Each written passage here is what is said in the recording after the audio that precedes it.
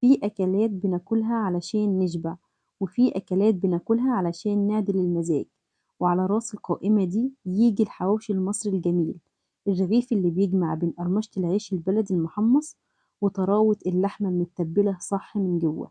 ريحته بجد بتقلب البيت، وشكله يخليك تجوع حتى لو لسه واكل. ودايما بنسأل نفسينا، ليه حواوشي الشارع بيبقى ليه ريحة مميزة، وليه في البيت أوقات بيطلع ناشف أو اللحمة طعمها مش باين؟ النهاردة مش بس هنعمل حواوشي، النهاردة هنفك شفرة خلطة الجزار. السر في نسبة الدهون ونوع البهارات وتكتيك التسوية اللي يخلي الرغيف ذهبي من بره وجوسي وطري جدا من جوه. وهنشوف مع بعض كمان ازاي نطلعه زي المطاعم بالظبط، وسر القرمشة اللي بتدوم لساعات. جهزوا كده ورقة وقلم أو احفظوا الفيديو ده عندكم، لأنكم مش هتعملوا حواوشي غير بالطريقة دي بعد كده.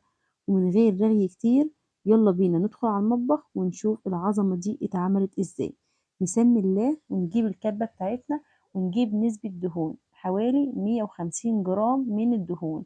دي ليا كنت محتفظة بيها عندي في التلاجة عشان الكفتة وعشان الحواوشي وعشان الكلام الجميل اللي أولادنا بيحبوه ده. جبتها فرمتها عندي في الكبة بتاعتي عادي خالص، أو ممكن تكوني وانت بتجيبي من عند الجزار لحمة تخليه يفرملك كده حوالي ربع كيلو من اللية، يعني عندك تفرزيه، وكل ما تحتاجي تاخدي ايه شوية مفرومين، أو ممكن تفرميه في الكبة زي ما أنا عملت كده بالظبط. مفيش أي لحمة يا جماعة تعملوها لأي حاجة، سواء كفتة سواء حواوشي، اللي لازم نسبة الدهون دي عشان تطلع معاكي جوسي وجميلة. فرمناها، بعد كده جبنا 3 بصلات قطعناهم، و3 قرون فلفل كده اخضر قطعناهم برضو في قلب الكبه، هياخدوا فرمه كده معانا في الكبه. في مع قطعه اللية. وكمان مجهزين هنا نص كيلو لحمه مفرومه. نفرم الحاجات دي كلها الاول مع بعض، البصل بالفلفل بلية تاني فرمه كمان مع بعض، زي ما انتم شايفين فرم ناعم، عشان خاطر اللحمه بتاعتي كانت مفرومه. لو انت بقى اللحمه بتاعت القطع عادي خالص، افرمي بقى كله على بعضه وكله يطلع معاكي نفس النتيجة. ما شاء الله مفيش احسن يا جماعة من الحاجة اللي نعملها في البيت بايدينا، عارفين معمولة ازاي وعارفين طبعا ايه وضعها. تاني حاجة جبت بهارات ويلز، كلكم عارفين ان انا بحب بهارات ويلز جدا، من البهارات المفضلة بالنسبة لي بهارات ويلز الحواوشي. نزلت بمعلقة كبيرة، ومعلقة صغيرة فلفل اسمر، معلقة صغيرة كزبرة ناشفة، معلقة صغيرة كمون. ال3 مكونات دول بس يا جماعة نزلت بيهم، ومعلقة من التوم باودر، بتدي نكهة حلوة بصراحة، ومعلقة ونص طبعا من الصغيرة ملح. وهنا حطيت معلقة صغيرة بيكنج باودر، ضروري جدا يا جماعة البيكنج باودر معلقة صغيرة جدا. وبعد كده نفرم برضو المكونات دي كلها مع بعض. مفيش اسهل من كده. الناس اللي بتستصعب او ان هي بتفكر ان الحاجه صعبه وان هي تعملها في بيتها، لا خالص، انك هتعملي حاجه مضمونه 100%، حاجه عاملاها لعيالك بحب. هنا كنت مقطعه فلفل الوان على ايدي، ما حبيتش ان انا افرمه في الكبه، لان دايما الفلفل يا جماعه الالوان بالذات بينزل عصاره من الميه كتير، فانا بس اديته فرمه واحده بس بحيث ان هو يختلط مع اللحمه. وممكن كمان نستغنى عن الخطوه دي ونفضي اللحمه في اي بوله عندنا، ونقلب المكونات في بعض من غير ما نفرمها.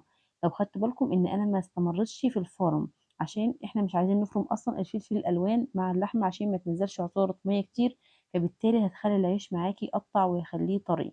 احنا عايزينه طري بمية اللحمة اللي جواه والبهارات الجميلة اللي احنا حاطينها وبالبصل والحاجات دي. في الحالة دي انا ما كانش عندي عيش، لان انا اصلا ما كنتش ناوية اعمل حواوشي. انا كنت صاحية من النوم كده، اولاد قالوا لي يا ماما عايزين ناكل حواوشي، وهم كانوا اجازة، وقلت بقى ايه افرحهم.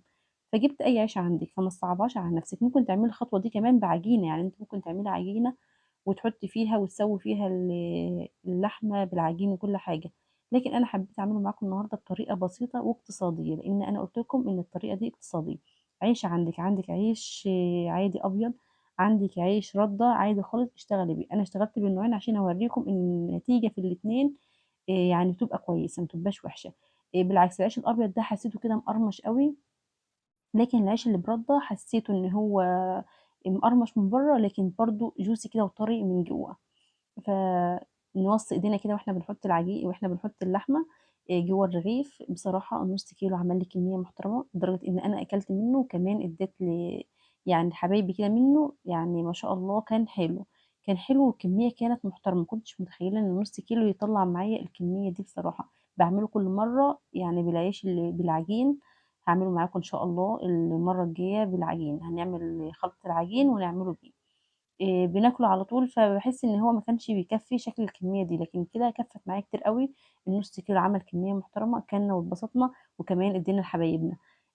فالحاجة البسيطة أو الحاجة فعلًا يا جماعة اللي بتتعمل بحُب بتبقى كويسة وبتراضي الجميع. فعايزة أقول لكم بجد كان حواوشي جميل جدًا، جرّبوه مش هتندموا، جرّبوا الطريقة دي بجد مش هتندموا خالص، وهتنسوا خالص حواوشي برّه وحواوشي المطاعم.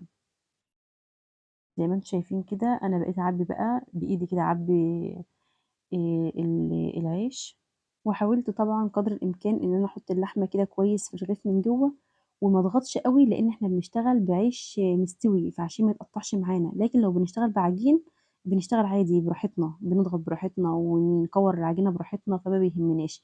في الخطوة دي بقى بدأت أحط كده جبنة موتزاريلا عليه عشان يدّي المَطّة الجميلة، ما عندكيش جبنة موتزاريلا ما فيش داعي، بس هي كانت عندي وحبيت أفرّح الأولاد لإنهم هم اللي طلبوها منّي. فقُلت ولا أزعّلكم خالص يالّا نصرف بقى ونضحّي كده لازمًا كده نفرّحكم بقى. فبصراحة كان طعمه جميل، وعايزة أقول لكم بجد مش هتبطّلوا تعملوه بالطريقة دي. ديًا كانت كل أسرار الحواوشي طبعًا من أول التتبيلة لحد القرمشة، ما فيش داعي إن إحنا نشتري تاني من برّه ما دام السر في إيدينا، وكل المقادير إن شاء الله هاسيبها لكم في صندوق الوصف.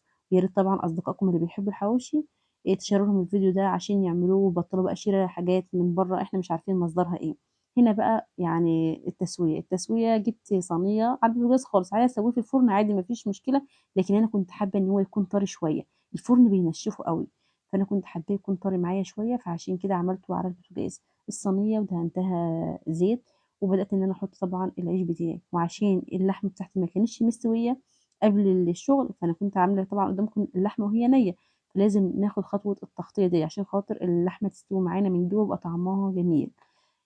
ما فيش طبعًا أي تعب في التسوية، التسوية سهلة زي ما أنتم شايفين، بنقلبه على الجنب ده والجنب ده، أول ما نحس خلاص إن هو خد لون، شايفين يا جماعة اللون خطير، خطير بجد، وكان طعمه حكاية، مش هتبطّلوا تعملوه بالطريقة ديًّا إن شاء الله، والتسوية كانت جميلة، وبصراحة التتبيلة هتعجبكم لو مشيتوا معايا زي ما أنا عملت، ما فيش أسهل من كده، وعملته بعيش موجود في كل بيت، يعني أنا ما كلّفتش حاجة، كل حاجة موجودة في كل بيت، واللحمة طبعًا عملتها قدّامكم خطوة بخطوة، وقد إيه طبعًا كمية الدهن اللي حطيناها كانت مضبوطة معاه.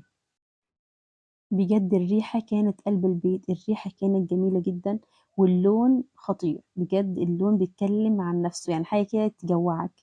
لمّا تشوف طبعًا الحواوشي أنا بصراحة من الناس اللي بتضعف قدّام الحواوشي، يعني أنا زيي زيكم بالضبط اللي ماشي في الشارع باكون نفسي آكل حواوشي باشمه باقول إيه الريحة الجميلة دي، فالواحد على طول بيعمله، حتى الأولاد لمّا قالوا لي: يا ماما اعملي لنا حواوشي النهارده، رغم إن أنا ما كانش فيّا يعني مجهود كده إن أنا أعمل عجينة وكلام من ده، لكن قررت أعمله لهم بالعيش العادي الموجود في كل بيت. شايفين بقى يا جماعة، شايفين التسوية الصح والعيش بجد مقرمش والريحة تجوّع، متهيأ لي كده ما فيش أحلى ولا أنضف من كده في البيت. جرّبوا الطريقة دي، ومستنية أشوف طبعًا صور تطبيقاتكم في التعليقات، وما تنسوش لو عجبكم الفيديو كمان لايك الفيديو كده وshare مع الناس اللي بتحب فعلًا تاكل الحواوشي. عايزة أقول لكم جميل، أنا باقول لكم والله أنا باقطّعه وهو ساخن جدًا على إيدي، لو ملاحظين أنا مش مستحملة السخونية، لإني كنت عايزة طبعًا أصوّر الفيديو عشان أنزّله لكم. الله على الجمال، اللحمة مستوية تسوية 100% والجبنة سايحة كده وجميلة، وكمان طري من جوّه ومقرمش من برّه، باقول لكم يا عيني، يا عيني، يا عيني والله العظيم كان جميل جدًا. مستنية أشوف طبعًا تطبيقاتكم الجميلة كالعادة، ما فيش طبعًا أسهل من كده ولا أطعم من كده. شايفين المَط يا جماعة، والله العظيم كان خطير، يعني بجد الواحد لمّا بيعمل حاجة ويلاقيها كويسة بيحب يفيد بيها غيره. المخلل بقى لازم كده مع الحواوشي والعصير أو الحاجة الساقعة. أنا عملت هنا عصير مانجا زي ما أنتم شايفين، ده كان غدانا النهارده. مستنية يا جماعة أشوف طبعًا تعليقاتكم الجميلة كالعادة.